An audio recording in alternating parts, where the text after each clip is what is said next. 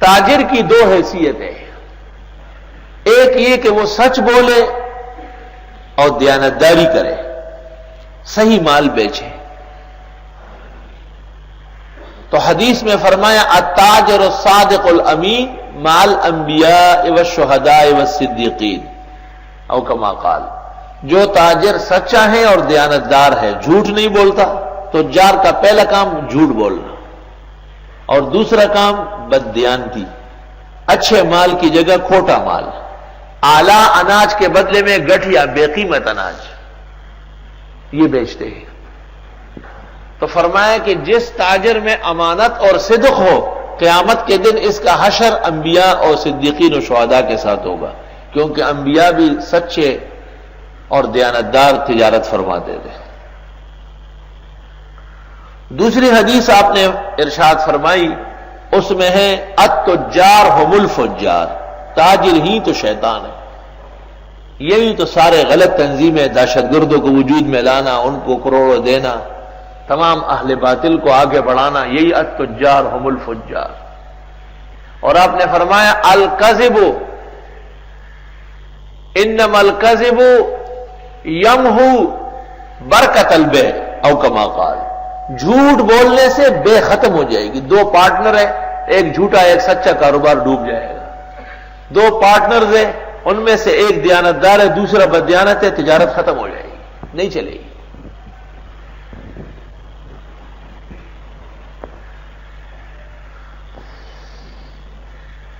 اللہ، حدیث شریف میں ارشاد فرمایا ہے کہ 3 آدمی ایک راستے سے گزر رہے تھے، بارش آ گئی تو انہوں نے ایک پہاڑ کے دامن میں ایک غار میں پناہ لے لی۔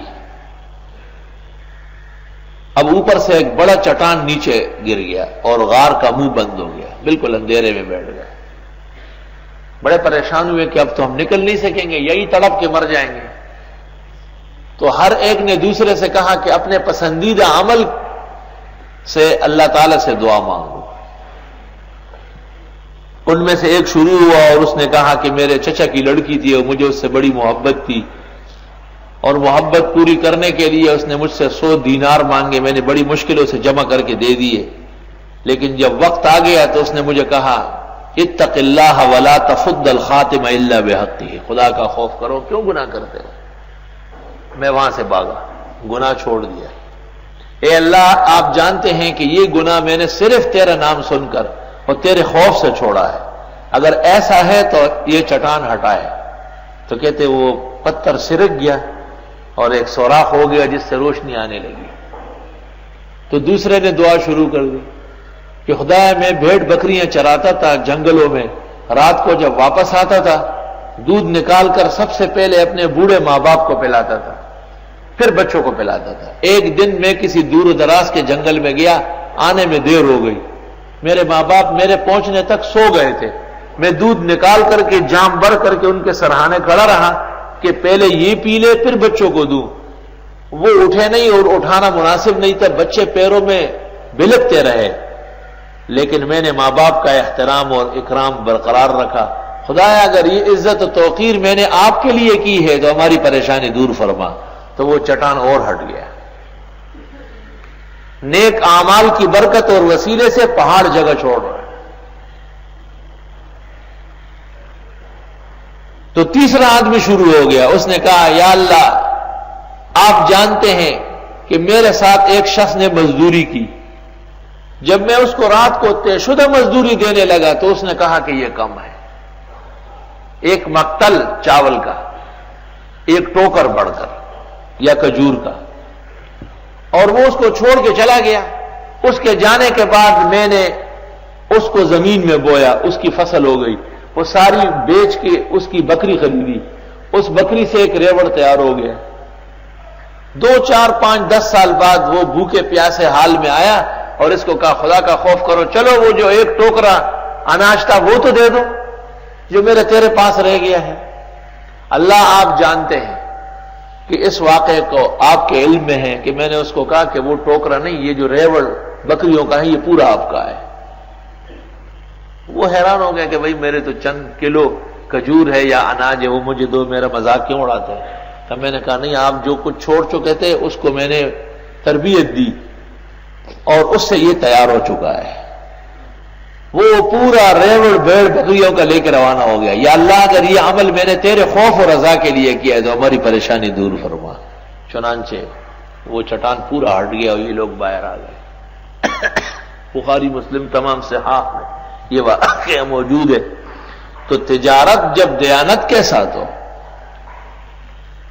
انشاءاللہ کبھی بھی کوئی نقصان نہیں ہوگا. تجارت عبادت ہے مگر اپنا مقصد نہ چھوڑے.